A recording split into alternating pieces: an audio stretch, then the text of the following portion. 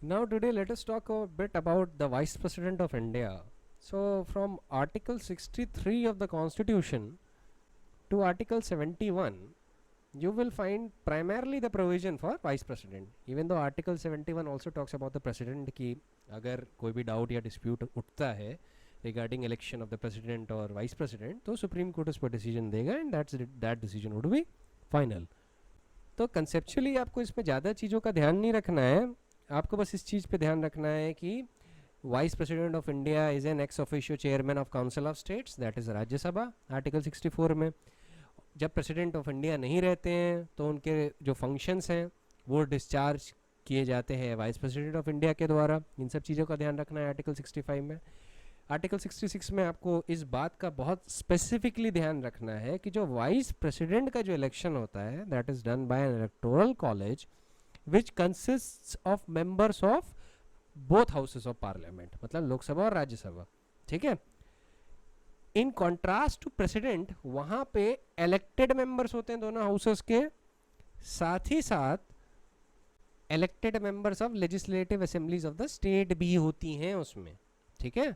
ये डिफरेंस याद रखिएगा, दोनों को कंफ्यूज मत कर लीजिएगा. ठीक है. इलेक्टोरल कॉलेज तो दोनों में ही होता है, लेकिन इलेक्टोरल कॉलेज का जो कॉन्स्टिट्यूशन होता है वो किन चीज़ों का होता है. In the case of Vice President, the Electoral College would consist of members of both houses of Parliament. ठीक है. While in the case of President of India, the Electoral College will consist of elected members of both houses of Parliament and that of legislative assemblies of the state. So be very particular about that. ठीक है. साथ ही साथ qualifications पे ध्यान रखिएगा कि he is a citizen of India, age 35 साल की होनी चाहिए, तो ये तो आपको प्रेसिडेंट ऑफ इंडिया से सिमिलर मिलेगा. लेकिन एक चीज़ में डिफरेंस है, यहाँ पे he should be qualified for election as a member of council of States. यहाँ पे बहुत आपका पर्टिकुलर रहना चाहिए. ठीक है. क्योंकि in the case of president आपको सारी चीज़ें सेम मिलेंगी सिवाय इस चीज़ के that in the case of president he should be qualified for the election as a member of house of people. So इस पर्पज़ के लिए आर्टिकल 58 और आर्टिकल 66 ऑफ द कॉन्स्टिट्यूशन आपस में कंपेयर कर लीजिएगा एक बार. देखिए आपको कई प्रोविजन कॉन्स्टिट्यूशन में आपस में कंपेयर करके पढ़ने पड़ेंगे, बहुत ज़रूरी होता है. ठीक है. क्योंकि अगर आप नहीं करेंगे तो फिर क्लैरिटी उतनी नहीं होगी. एक और डिफरेंस होता है, वो होता है क्या कहते हैं रिमूवल पे. ठीक है. How the Vice President of India is removed. तो देखिए Vice President may be remove from his office by resolution of the council of States which is passed by a majority of all then members of the Council and agreed to by the house of People. ठीक है. मतलब राज्यसभा की majority जब resolution pass करती है for the removal and it is agreed to by the house of People, then your Vice President is removed. इस बात पे बहुत ध्यान रखिएगा. It is procedurally very different from Article 61 that talks about the impeachment of the President of India. एक और चीज़ का बहुत पर्टिकुलरली ध्यान रखिएगा कि इम्पीचमेंट संविधान में सिर्फ और सिर्फ प्रेसिडेंट ऑफ इंडिया का ही हो सकता है और किसी का नहीं होता. Chief justice is removed, he is not impeached. It is only the President of India who is impeached. Vice president likewise is removed, he is not impeached. अब एक चीज़ का ध्यान रखिए, एक बहुत ही अच्छा तरीका है कॉन्स्टिट्यूशन पढ़ने का कि जब आप यूनियन के बारे में पढ़ें तो साथ ही साथ आप कंपैरेटिवली स्टेट के बारे में भी पढ़ने लगें. ठीक है. क्योंकि आपको बहुत चीज़ें सिमिलर मिलेंगी बट कई जगह पे छोटा छोटा डिफरेंस है, और वो छोटा छोटा डिफरेंस ही वही चीज़ें हैं जहाँ पे आपको सवाल आएंगे. तो कंपैरेटिव एनालिसिस के लिए यूनियन और स्टेट्स के चैप्टर को आप एक साथ पढ़ें. जैसे आप यूनियन एग्जीक्यूटिव पढ़ रहे हैं तो साथ में स्टेट एग्जीक्यूटिव भी पढ़िए. वैसे जब आप यूनियन जुडिशरी पढ़ रहे हैं तो आप में साथ में स्टेट जुडिशरी भी पढ़िए. जब आप यूनियन लेजिस्लेचर के बारे में पढ़ रहे हैं तो आप स्टेट लेजिस्लेचर के भी बारे में पढ़िए. साथ ही साथ जब आप पढ़ेंगे ना तो आप एक डिफरेंस ड्रॉ कर पाएंगे. जब आप डिफरेंस ड्रॉ कर लेंगे तो आपको क्या कहते हैं एक कॉन्स्टिट्यूशन पे जो पकड़ और क्लैरिटी मिलेगी दैट वुड बी अनपैरेलल्ड. अब चूंकि हम एग्जीक्यूटिव पावर्स के बारे में प्राइमरली बात कर रहे हैं तो जरा हम साथ ही साथ एक जरा स्टेट एग्जीक्यूटिव की भी बात कर लेते हैं, क्योंकि इन टॉपिक्स को एक साथ लेके चलेंगे ना तो समझना ज़्यादा आसान हो जाएगा और कॉन्स्टिट्यूशन भी बहुत आसान हो जाता है, वरना अननेसेसरली रिपीटेटिव हो जाएगा. ठीक है. तो जरा आप पार्ट 6 पे आ जाइए और उसकी चैप्टर 2 पे आइए. पार्ट 6 का चैप्टर 2 में आप आर्टिकल 153 देखिए, यहाँ पे लिखा है there shall be a Governor for each state, है ना. a proviso which has been incorporated by 7th Amendment Act of the Constitution. It says that provided that nothing in this article shall prevent the appointment of the same person as governor for 2 or more states. मतलब एक ही governor 2 या 2 से ज़्यादा states का governor हो सकता है, ठीक है, उसमें कोई कॉन्स्टिट्यूशनल प्रोहिबिशन नहीं है. अब प्रेसिडेंट की ही तरह यहाँ पे बोला गया है कि स्टेट की जितनी भी एग्जीक्यूटिव पावर होती है वो प्रेसिडेंट के नाम पे एक्सरसाइज की जाएगी. It would be vested in the President and shall be exercised by him either directly or through officers subordinate to him in accordance with the constitution. तो यूनियन की एग्जीक्यूटिव पावर किसके पास vested थी? It was vested in the President of India. State की executive power किस में wasted है? Governor में. और वो खुद एक्सरसाइज करे या अपने ऑफिसर्स के थ्रू वो एक्सरसाइज करे. अब याद रखिएगा, personal satisfaction of the Governor in most cases is that of council of ministers. लेकिन प्रेसिडेंट, अनलाइक प्रेसिडेंट, आप पाएंगे कि गवर्नर के पास जो डिस्क्रेशन है कई मामले में वो प्रेसिडेंट से ज़्यादा है. ठीक है, अभी हम उस पर बाद में डिस्कस करेंगे, लेकिन पहले आप सिमिलैरिटीज़ देखिए और थोड़े माइनर डिफरेंस देखिए जो बेयर टेक्स्ट के लेवल पे. फिर आर्टिकल 154 में आप आगे पाएंगे कि उसमें लिखा है कि nothing in this article shall be deemed to transfer to Governor any functions conferred by any existing law on any other authority or prevent the parliament or legislature of the state from conferring by law functions on any authority subordinate to governor.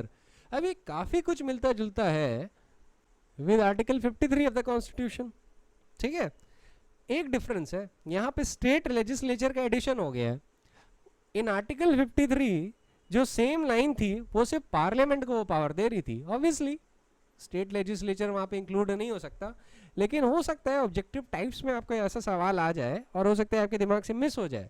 तो इसलिए ये difference अभी mark कर लीजिएगा कि in Article 154 unlike in Article 53 there has been addition of the legislature of the state who has been empowered along with the parliament to confer by law those functions which are exercisable by governor on any authority who is subordinate to governor. बाकी कौन appoint करता है Governor को? Then President is the Governor is appointed by the President by warrant under his own hand. ठीक है, and his seal भी होती है वहाँ पे. तो कभी कभी ऐसा भी सवाल आ जाता है, वारंट, सील या बोथ एक्सेट्रा प्रेसिडेंट ही अपॉइंट करते हैं. इस पर भी बड़े क्लियर रखिएगा. टर्म ऑफ ऑफिस क्या है? He shall hold the term of office at the pleasure of the president. Pleasure doctrine पे फंक्शन करते हैं गवर्नर साहब, मार्क कर लीजिएगा इसको. अदरवाइज प्लेजर के अलावा उनका जो टर्म होता है वो 5 साल का होता है from the date on which he enters upon his office. Qualification क्या है for appointment of a governor? इनके अपॉइंट होने के लिए क्वालिफिकेशंस क्या है? He should be a citizen of India and he should complete the age of 35 years. यहाँ पे लोकसभा या राज्यसभा की मेंबरशिप के लिए कोई क्वालिफिकेशन नहीं है. All that is required is that he should be a citizen of India and he should have completed the age of 35 years. That is all that is required. फिर जब आप आर्टिकल 158 देखते हैं तो वो भी आपको सेम बात बताएगा कि he will not be a member of either house of the parliament और the house of the legislature of any state.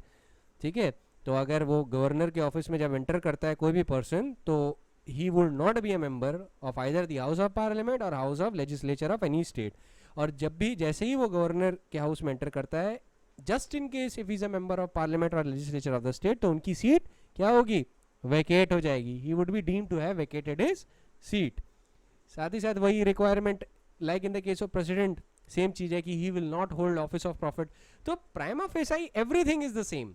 ठीक है, डिफरेंस कहाँ है मैं वहां पे आपको बताता हूं. अब यहां पे ज्यादा आपको सब्सटेंशियली कोई डिफरेंस नहीं मिलेगा, तो आप प्राइमरली उसको सेम ही तरीके से पढ़िएगा जैसे आप प्रेसिडेंट के लिए पढ़ते हैं. बस साथ ही साथ बस इस चीज़ का ध्यान रखिएगा कि जहाँ पे गवर्नर 2 या 2 से ज़्यादा स्टेट्स के गवर्नर बन जाते हैं तो जो इमोल्यूमेंट और अलाउंसेस जो पेबल होती हैं उनको वो उस प्रपोर्शन में पेबल होती हैं जो प्रेसिडेंट बाय ऑर्डर डिटरमाइन करते हैं. ठीक है, ये बात चीज़ का ध्यान रखिएगा. बाकी आर्टिकल का कंपैरिजन आप खुद ही कर सकते हैं. फिर जैसे कि president chief justice of India के सामने ओथ लेते हैं, वैसे ही गवर्नर भी chief justice of high court के सामने ओथ लेंगे. समझ रहे हैं? जैसे वो यूनियन लेवल पे जो हरकतें हो रही थी वही चीज़ें स्टेट लेवल पे भी हो रही हैं. So there is not much difference. वहाँ पे था प्रेसिडेंट के केस में that he will take his oath in front of Chief Justice of the Supreme Court or any other senior most judge nominated by him if he is not available. Governor के case में same चीज़ हो रही है, accept क्योंकि वो state level की घटना है तो ये जो ओथ ले रहे हैं, he subscribing that oath before the chief justice of the high court and in his absence to other senior most जज of that court if he is available. फिर एक बड़ी इंपॉर्टेंट चीज़ आती है जिसका मैं चाहता हूँ आप हमेशा ध्यान रखिए कि chapter 2 of part 6 that is जो स्टेट से डील करता है और एग्जीक्यूटिव से डील करता है, उसमें अगर जो भी चीज़ अगर नहीं बताई गई है मान लीजिए, तो मतलब कंटिजेंसी की कोई सिचुएशन अराइज हो गई है, तो गवर्नर अपने फंक्शंस कैसे डिस्चार्ज करेंगे, और इस चैप्टर में उस बारे में कोई भी बहस नहीं है, कोई भी बात नहीं की गई है, कोई भी प्रोविजन नहीं क्रिएट किया गया है. तो ऐसी सिचुएशन में it is only and only the President of India who shall make the provisions regarding discharge of the functions of the governor of the state in case of any contingency that has not been provided in chapter 2 of part 6. ठीक है, ये आप article 160 में देख सकते हैं, आपको पता चल जाएगा. अभी मैं judicial powers of the governor से डील नहीं करता क्योंकि मैं चाहता हूँ कि आर्टिकल 161 और आर्टिकल 72 ऑफ द कॉन्स्टिट्यूशन एक साथ डील हो, क्योंकि दोनों ही जुडिशियल इन नेचर है, तो साथ ही में डील होगा तो आराम से समझ भी लेंगे. अभी जरा मैं कुछ जजमेंट्स की बात कर लेता हूँ सुप्रीम कोर्ट की. ठीक है, first of all what does the supreme court has to say in the case of governor. In the case of Hargovind versus Raghukul Tilak, AIR 1979 supreme court page number 1113, supreme court elaborated by saying that governor is not amenable to the directions of the government of India, nor he is accountable to them for the matters in which he carried out his functions and duties due to the immunity that is present under Article 361. The governor is the head of the state and holds a high constitutional office which carries with it the important constitutional function and duties, and he therefore cannot be regarded as an employee or the servant of the government of India. Governor is not an employee nor a servant of government of India, even though he remains at the pleasure of the president. अच्छा, ये पूरी बात ही क्यों उठी है? अब आप देखेंगे जो सिविल सर्वेंट्स होते हैं ना यूनियन के, they are also at the pleasure of the President. तो एक आर्ग्यूमेंट उठता है कि क्योंकि सिविल सर्वेंट्स भी are at the pleasure of the President and Governor is also at the pleasure of President, it means ये भी एम्प्लॉय की तरह हुए. तो ये जब मैटर सुप्रीम कोर्ट में उठा था तो सुप्रीम कोर्ट ने बोल दिया था he is not at all an employee, he is not amenable to the directions of the Government of India, neither is accountable for them. ठीक है, a governor is the head of the state and holds a high constitutional office which carries with it important constitutional function and duties. ठीक है, इसको ज्यादा proper होगा ये कहना कि governor is the head of the executive. ठीक है, he is the head of the executive, क्योंकि एक कॉन्स्टिट्यूशनल एक डेमोक्रेटिक कॉन्स्टिट्यूशन में ये कहना कि governor is the head of the state काफ़ी मोनार्कियल एक्सप्रेशन हो जाता है. पर आप दोनों ही चीज़ का ध्यान रखिएगा कि he is the head of the state in the sense कि he is the head of the executive. ठीक है, सारी जो एक्ट होती हैं जो गवर्नमेंट ऑफ द स्टेट की होती हैं, it is carried out in his name only. ठीक है, जैसे यूनियन की acts are carried out in the name of the President, वैसे स्टेट की जितनी भी एग्जीक्यूटिव एक्ट्स होती हैं it is carried out in the name of the Governor. और गवर्नर साहब भी आपके प्रेसिडेंट की तरह होते हैं कि even though he is the constitutional head of the state, he is not ruling the state. ठीक है, he has to act on the advice of the chief Minister and the council of Ministers. हाँ, Governor of the state के पास कुछ extra discretion होते हैं जिसकी हम बाद में बात करेंगे. उससे पहले हम एक चीज़ की बात कर लेते हैं कि आपने देखा होगा कि मान लीजिए कि लास्ट गवर्नमेंट ने कुछ गवर्नर्स का अपॉइंटमेंट किया. ठीक है, नई गवर्नमेंट आई और नई गवर्नमेंट ने तुरंत जितने भी पुराने गवर्नर्स थे उनको हटा दिया और नए गवर्नर्स अपॉइंट कर दिए. ये अक्सर होता है. ठीक है, तो इस पे एक कॉन्स्टिट्यूशनल बेंच का डिसीजन है. ये केस है BP single versus union of India 2010 volume number 6 supreme court cases page number 331. इसमें a 5 judge bench of the Supreme Court held unanimously that governors cannot be dismissed arbitrarily on the ground that the central government has lost confidence in him and he does not agree with its policies and ideologies. Now in this case what happened was that a writ petition was filed challenging the removal of the governors of Uttar Pradesh, Gujarat, Haryana and Goa before the completion of the regular term of 5 years. The petitioner argued that governor holds a high constitutional office and performs important constitutional functions and duties, and the fact that he holds office during the pleasure of the president, and that does not make the governor an employee or a servant or an agent of the union government, and he cannot be removed before the expiry of his terms of 5 years unless there are rare and exceptional circumstances. It was said that to ensure the independence and effective functioning of the governors, certain safeguards will have to be read as limitation upon the power of removal in Article 156 Clause 1 of the Constitution. The constant threat of removal makes him subservient to the union government. It was argued per contra on behalf of the Union of India by Attorney General that power under Article 156 is absolute and unfettered.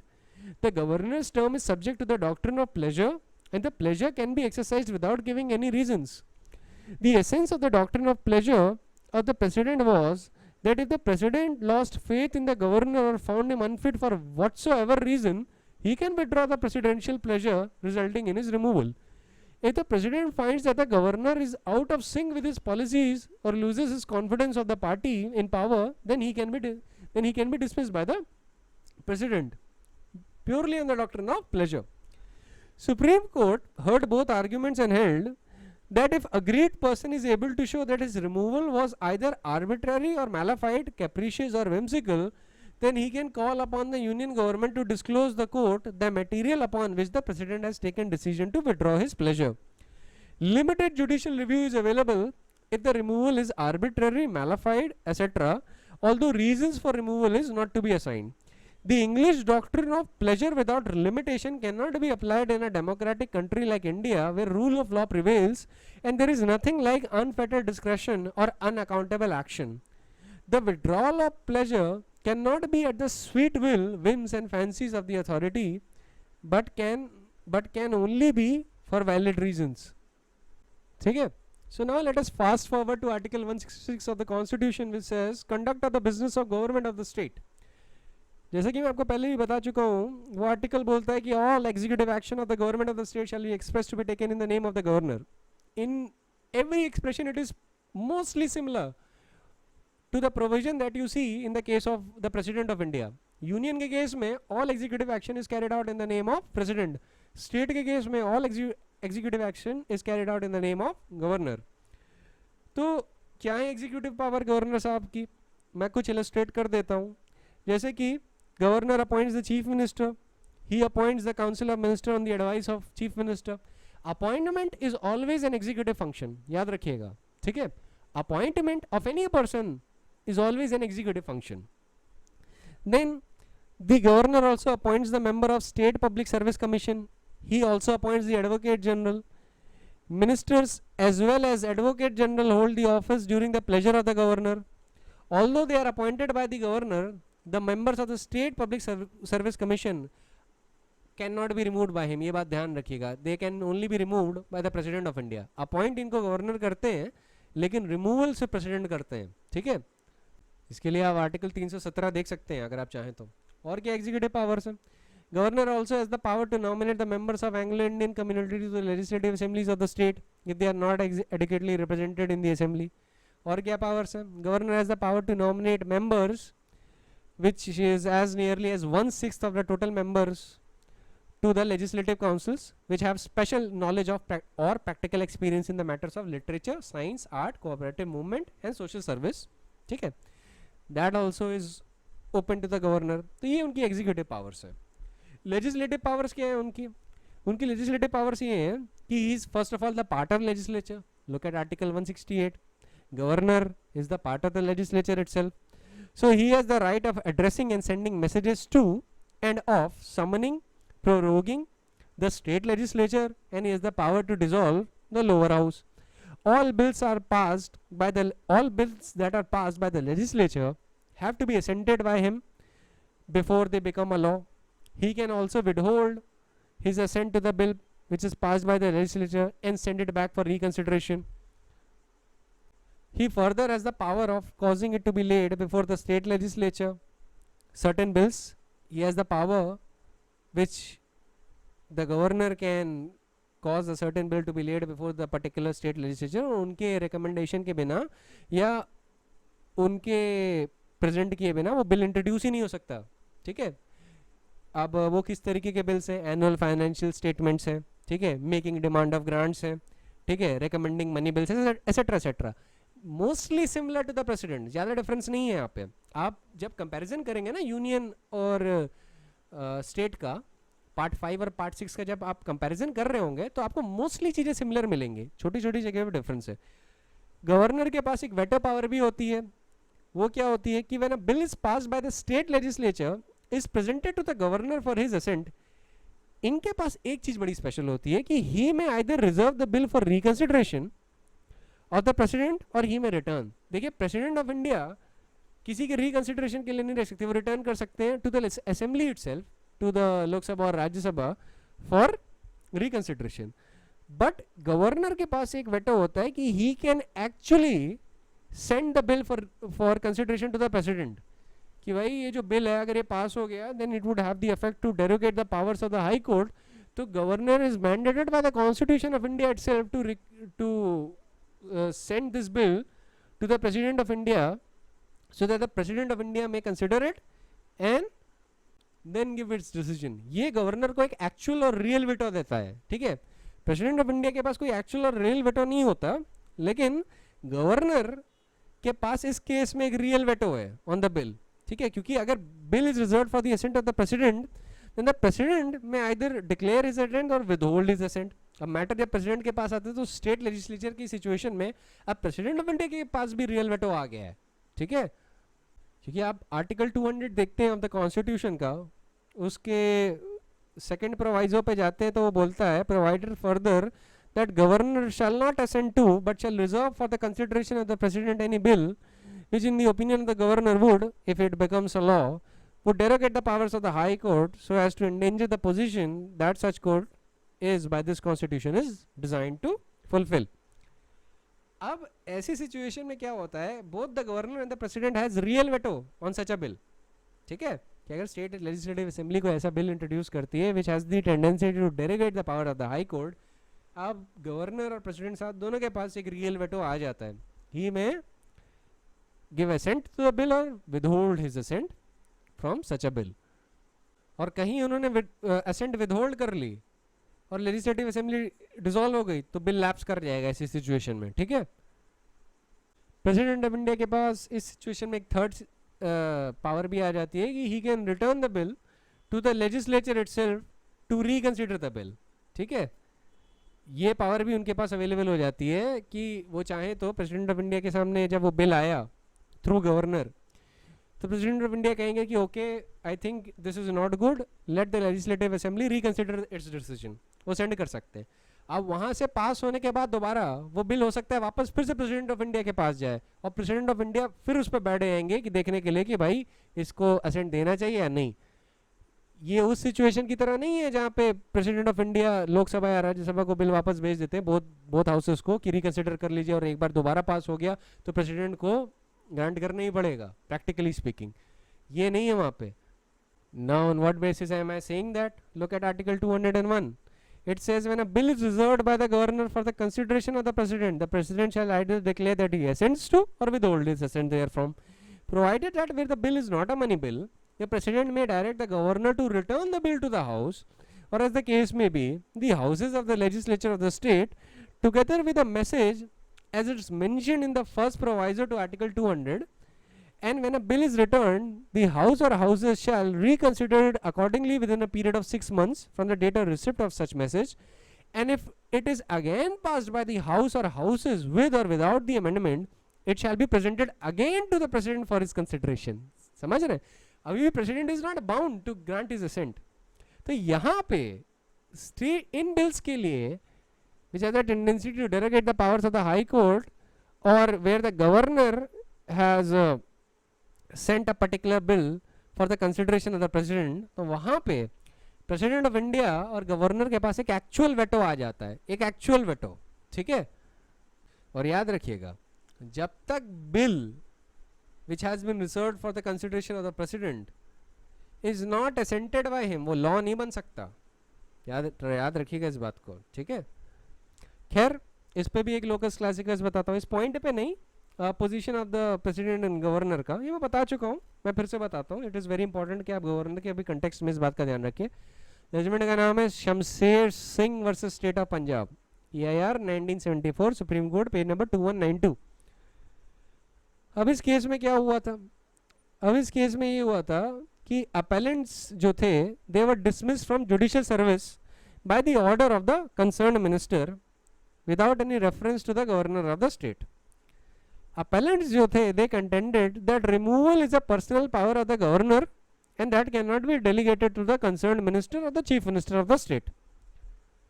Appellants इस conclusion पे आने के लिए relied upon the decision of Sardari Lal versus Union of India, जहाँ पे बोला गया था कि where the president or governor is satisfied and makes an order under article 311 clause 2 subclause C that in the interest of security of the state it is not expedient to hold an inquiry for the dismissal of an officer, the satisfaction of the president or governor is his personal satisfaction.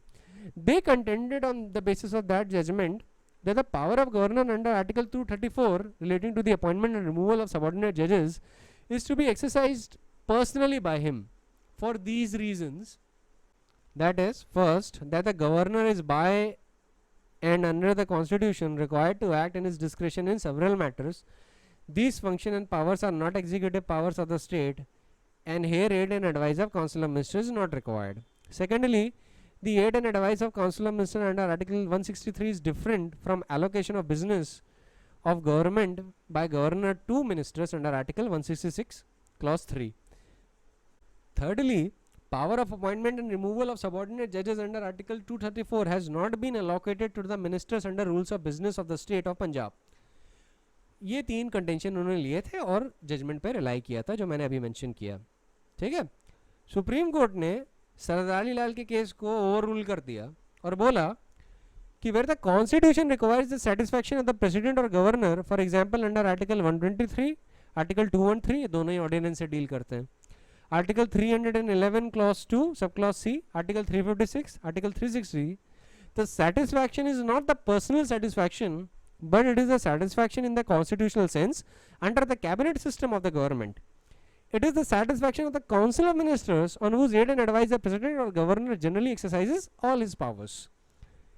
In all cases in which the president or governor exercises his function with the aid and advice of the council of ministers, he does so by making rules for convenient transaction of the business of the government or by allocating among the ministers in accordance with Article 77 clause 3 and Article 166 clause 3 respectively.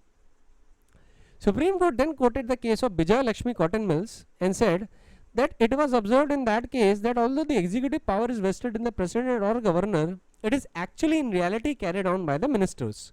The president or governors means the president or governor aided and advised by the ministers. The allocation of business is the decision of the president or governor on the aid and advice of ministers, and the allocation is not delegation. The decision of any minister or officer under the rules of business made under Article 77 clause 3 and Article 166 clause 3 respectively is the decision of the president or governor. Then Supreme Court quoted the case of A. Sanjeev Naidu versus State of Madras, in which case the Supreme Court held that under our constitution the governor is essentially a constitutional head. The administration of the state is run by the council of ministers. But in the very nature of things, it is impossible for the council of ministers to deal with each and every matter that comes before the government. In order to obviate that difficulty, the constitution has authorized the governor under Article 166 clause 3 to make rules for more convenient transaction of business of the government of the state and for allocation amongst its ministers the business of the government.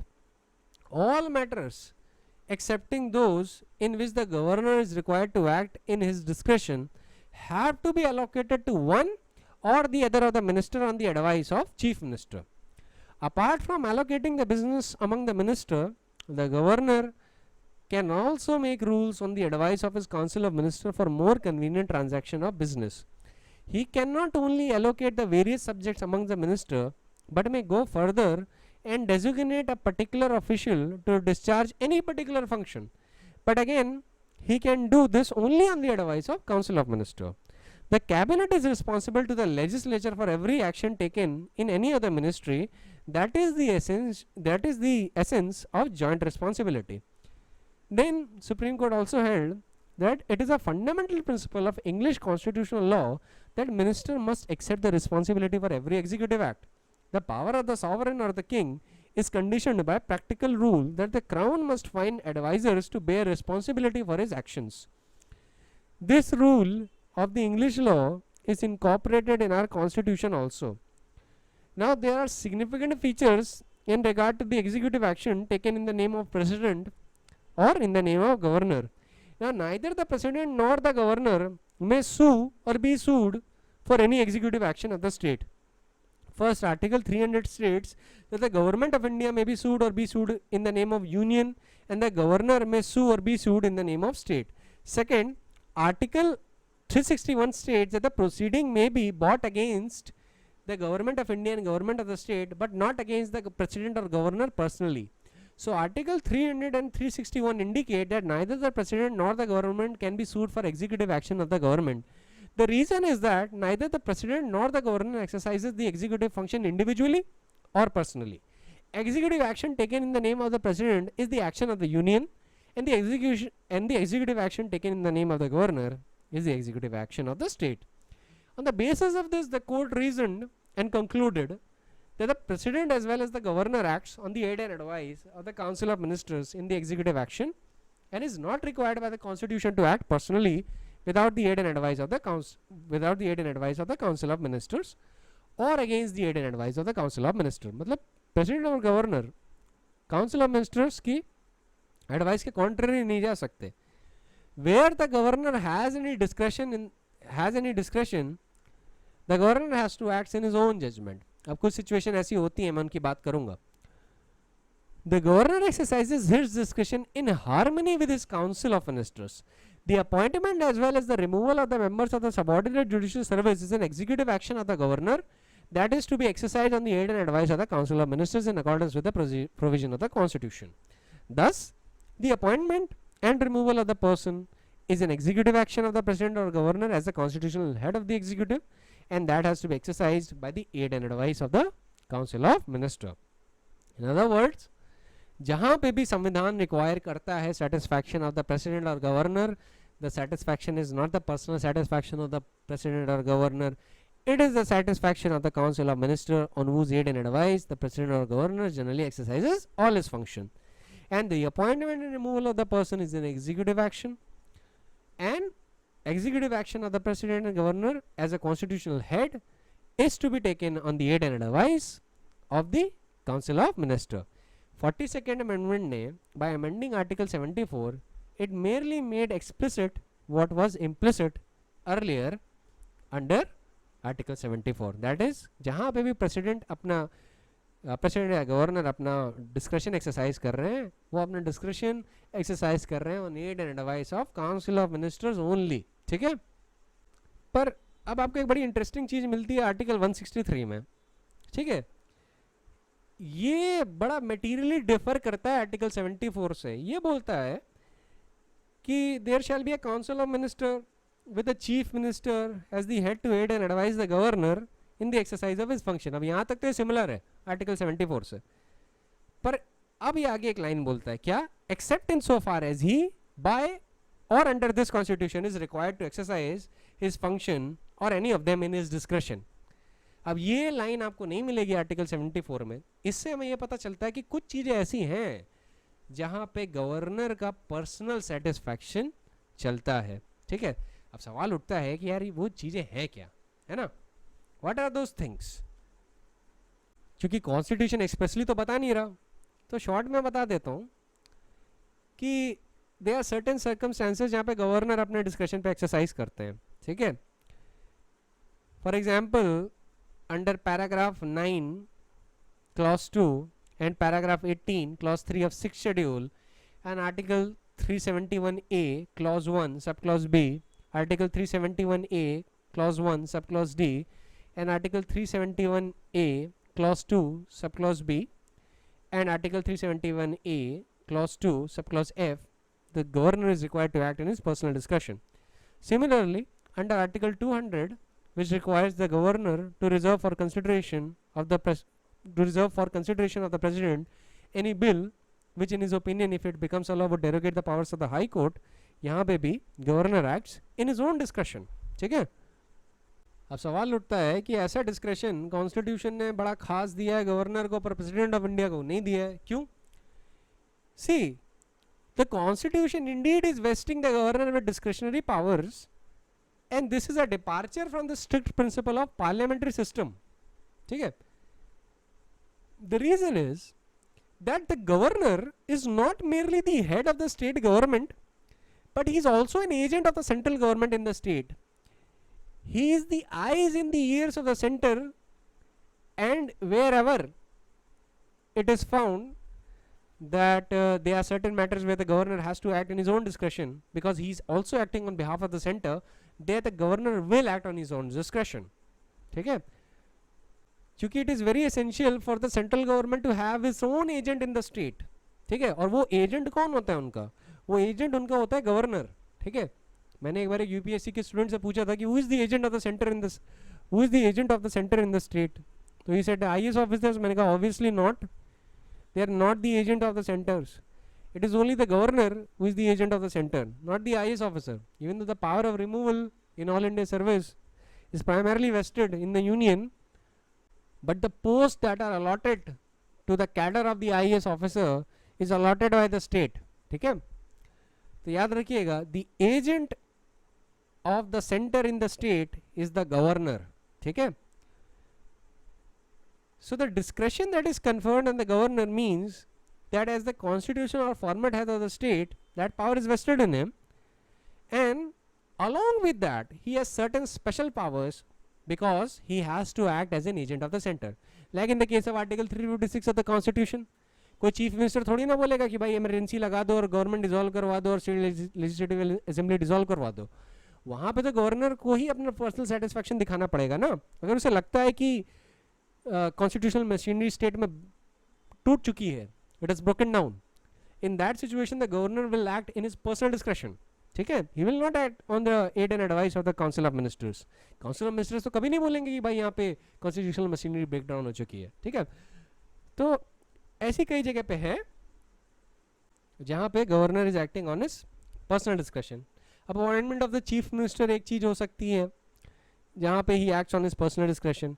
वैसे dismissal of the ministry ये है कि dismissal of ministry को लेके भी एक clause है कि जहाँ पे गवर्नर को लग जाता है कि ministry does not enjoy the confidence of the legislature, वहाँ पे गवर्नर उसे डिसमिस कर सकता है. लेकिन जहाँ कहीं भी ministry enjoys the confidence of the legislature, वहाँ डिसमिस नहीं कर सकते वो बिल्कुल भी. आप अक्सर सुनते होंगे फ्लोर टेस्ट को लेके, है ना. कभी कभी गवर्नर साहब डिसमिस कर देते हैं मिनिस्ट्री को कि नहीं भाई आप नहीं होल्ड कर पाएंगे. ऐसा कई बार होता है, कई केसेस में हुआ है, रिसेंटली भी चल ही रहा है कई बार. जैसे एक केस आपको देता हूँ, Jagdambika Pal versus union of India. Now in this case the chief minister of the state of Uttar Pradesh was dismissed and another person was sworn in as the chief minister without holding the floor test. Now petition was filed by the dismissed chief minister. Supreme Court directed the convening of the special session of the assembly and to have a composite floor test between the contending parties, and the order of the court was directed to be treated as a notice to all MLAs. Similarly, there was another case, that is Anil Kumar Jha versus Union of India. In this case, the exercise of power under Article 164 was an issue. ठीक है. Article 164 क्या कहता है of the Constitution? It simply says, specifically Article 164 का clause 1 उस वही issue में था. वो कहता है कि chief minister shall be appointed by the governor and the other ministers will be appointed by the governor on the advice of the chief minister. Supreme court ने इस केस को देखा. इस केस में हुआ ये था कि governor of Jharkhand appointed the leader of the party of our political alliance which not commanded the support of the majority of the legislature as chief minister. ठीक है. ऐसे में supreme court held such a discretion to be arbitrary and malified and said that it is a fraud upon the constitution. हमेशा chief minister वही होता है, वो commands the support of the majority of the legislator, ठीक है। तो ऐसी situation में supreme court held such an exercise जहाँ पे ऐसा चीफ मिनिस्टर अपॉइंट कर दिया गया है वो does not command the support of the majority of the legislator as fraud on the constitution and a malified exercise of power. तो इस केस में supreme court preponed the floor test to determine that who has the primacy between the contending political parties and issued directions to ensure fairness of the floor test, along with certain direction that the chief secretary and director general of police were directed to see that all elected MLAs attend the assembly freely, safely and securely without any hindrances, ठीक है। And साथ ही साथ इसमें supreme court ने ये भी direct किया था कि the speaker of the assembly was directed to have proceedings of the floor test video recorded and a copy thereof to be sent to the Supreme Court. और कहाँ का सिचुएशन है जहाँ पे गवर्नर का पर्सनल डिस्क्रेशन है, dissolution of legislative assembly पर ध्यान रखिएगा तभी हो सकता है व्हेन क्या कहते हैं मिनिस्ट्री अनस्टेबल हो गई है, या advising the president under article 356, ये भी पर्सनल डिस्क्रेशन में एक्सरसाइज करता है गवर्नर। अब मैं आपको थोड़ा जुडिशियल रिव्यू का एक शॉर्ट में बात बता देता हूँ, ठीक है। थोड़ा पर्सनल डिस्कशन पे भी एक और बात करनी है और उसके बाद मैं ज़रा बाकी की बातें करूँगा, लेकिन शॉर्ट में जुडिशियल रिव्यू की बात कर देता हूँ। जो भी ऑर्डर आर्टिकल 163 में पास होता है उसकी 4 ब्रॉड कैटेगरीज है।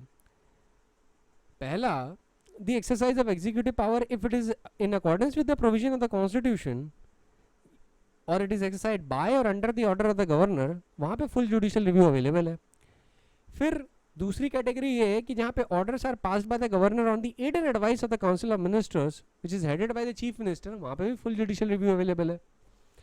तीसरा है कि orders like grant of pardon under article 161 and the orders passed by the president on the report submitted by the governor under article 356, वहाँ पे limited judicial review available है। और फोर्थ कैटेगरी है where the governor acts without the aid and advice of the council of ministers and acts in his own discretion, यहाँ पे judicial review नहीं permissible है, ठीक है। ये शॉर्ट ब्रॉड कैटेगरीज हैं जो मैंने आपको इन नटशेल बता दी हैं, आगे हम इस पे ज़्यादा एलैबोरेट करेंगे। कंपार्टमेंटलाइज नहीं कर लीजिएगा, ये जनरल रूल है। एक केस और बताता हूँ, बहुत इंपॉर्टेंट है, लोकस क्लासिकस भी है। केस का नाम है MP special police establishment versus state of Madhya Pradesh, 2004, volume number 8, supreme court cases, page number 788। अब यहाँ पे सवाल ये उठा कि जहाँ पे ग्रांट ऑफ सैंक्शन देनी है against a minister under a prevention of corruption act और अंडर आईपीसी, तो क्या गवर्नर अपने डिस्क्रेशन में वो देंगे या वो discretion aid and advice of council of minister पे के हिसाब से एक्सरसाइज होगा। सुप्रीम कोर्ट ने बोला कि ऐसी सिचुएशन में governor has to act on personal discretion. Supreme court ने जनरली ये बोला कि नॉर्मली काउंसिल ऑफ मिनिस्टर को पहले कंसिडर करना चाहिए the ground of sanction to prosecute a minister, और ये प्रिजम्पशन होता है कि high authority like council of minister will normally act in a bona fide manner and in a fair and honest way. लेकिन जहाँ पे गवर्नर को लग जाता है कि there is a bias apparent on the decision of council of minister, और या decision of council of minister is irrational और it is based on non consideration of relevant factors, then the governor would be right to act in his own discretion and grant sanction to the prosecution of minister in contradiction to the advice of council of ministers। वहाँ पे अगर वो अपने personal description में exercise कर रहा है then he can do so, ठीक है। अब इसके लिए इस कंक्लूजन में आने के लिए सुप्रीम कोर्ट ने कई जजमेंट्स कोट किए including Shamsher Singh versus state of Punjab, और बोला कि नॉर्मल रूल तो यही है कि governor has to act on the aid and advice of council of minister and not independently of it. But rare circumstances होते हैं जहाँ पे governor can act in his own discretion. अब उसको एग्जॉस्टिवली ले डाउन नहीं किया जा सकता, लेकिन the concept that the governor can act in his own discretion और act in his independent judgement is not alien to this constitution. In fact the constitution recognises it, ठीक है। Supreme court ने इस कंक्लूजन में आने के लिए Bhurinath versus state of Jammu Kashmir को भी कोर्ट किया, ये भी बड़ा इंपॉर्टेंट केस है, साथ ही साथ डील कर लेते हैं। वहाँ पे governor was to chair the board in the terms of Jammu and Kashmir Shri Mata Vaishno Devi shrine act 1988 on the premise that in terms of statute he is required to exercise his ex officio power as the governor to oversee personally the administration, management and the governance of the shrine. It was observed in that case that the decision taken by him would be his own and his personal satisfaction and not the satisfaction that is acquired on the aid and advice of the council of minister. ठीक है, तो उस case में where the governor was the chairman of the board of माता वैष्णो देवी shrine, वहाँ पे governor अपने personal capacity में एक्ट कर रहे थे, not he doesn't have to act there on the aid and advice of council of minister. तो इन judgements को देखते हुए सुप्रीम कोर्ट इस कंक्लूजन में आया कि इस केस में it is well settled that the exercise of administrative power will stand vitiated if there is a manifest error of record or the exercise of power is arbitrary. Similarly, if the power has been exercised on non-consideration or non-application of mind to the relevant factors, the exercise of power would be regarded as manifestly erroneous. On the facts, the advice of Council of Ministers in relation to non-granting of sanction or prosecution of certain minister was biased and vitiated due to non-consideration of relevant factors. It was held that though in such matters the governor is normally required to act on aid and advice of the Council of Ministers, but when the bias is inherent or manifest in the advice of Council of Ministers, or where on facts the bias becomes apparent, or the decision of Council of Ministers is shown to be irrational and based on non-consideration of relevant factors, the governor would be right to act in his own discretion and grant sanction. तो यहाँ पे the decision of the governor to act in his personal capacity to grant sanction to prosecute the minister was upheld by the Supreme Court itself. ठीक है, next एक case पे आ जाते हैं, Rameshwar Prasad versus union of India. अब इस case में सवाल ये था कि what is the criteria for the appointment of governors. ठीक है, अब मेजॉरिटी डिसीजन इस केस में ये था कि जो सकारिया कमीशन की रिपोर्ट है उसको फॉलो करना चाहिए for the appointment of governor. ठीक है, क्योंकि जो पोजीशन ऑफ गवर्नर है, he is not an autocratic political ombudsman. The position of the governor is very high in the constitution, and therefore the report of Sarkaria Commission should be followed when a governor has to be appointed. लेकिन supreme court ने इस case में भी जो decision था by and large political parties पे ही छोड़ दिया था, with saying that certain minimum parameters should be accepted by all major political parties. Governor की पोस्ट कोई पॉलिटिकल पोस्ट नहीं होनी चाहिए. ठीक है, it is a constitutional post. किसी को गवर्नर इसलिए नहीं अपॉइंट करना चाहिए क्योंकि भाई उनका पॉलिटिक्स में बड़ा योगदान रहा है, नहीं, इसलिए नहीं. There has to be certain concrete reason, merit होनी चाहिए डिसीजन में. ये नहीं कि भाई एक आदमी को क्या कहते हैं, अब वो पॉलिटिकल पार्टी से रिटायर हो रहे हैं तो उनका फेयरवेल गिफ्ट क्या है, फेयरवेल गिफ्ट है कि इनको गवर्नर अपॉइंट कर दो. या कोई पर्सन हमेशा सबसर्विएंट रहा है टू अ पर्टिकुलर गवर्नमेंट या to a particular political party, तो उनका रिवॉर्ड क्या है, उनका रिवॉर्ड ये इनको गवर्नर बना दो. इस तरीके से नहीं होना चाहिए. It is not suppose to be a bounty which is acquired by performing certain functions. ठीक है, कि a person is jumping through the hoops and is reward for jumping through the hoops he is awarded the post of the governor. ऐसा नहीं होना चाहिए. तो उन्होंने बोला कि मिनिमम सेफगार्ड्स होनी चाहिए, सरकारी कमीशन की रिपोर्ट फॉलो होनी चाहिए. But then again supreme court ने कोई आयरन कास्ट रूल्स नहीं बनाए थे. उन्होंने सीधे बोल दिया था कि डिसीजन अभी भी पॉलिटिकल पार्टीज का है and they should come to a decision कि सर्टेन मिनिमम क्वालिफिकेशन क्या होना चाहिए. What else did the Supreme Court say in this case? Supreme Court said that the governor should add glory to the post and should not be a symbolic figure oblivious of the duties and functions which he has and is expected to carry out. Therefore, that it was a disturbing feature that Raj Bhavans are increasingly turning into extension of party offices and the governors were behaving like party functionaries of a particular political party. This is not healthy for a democracy.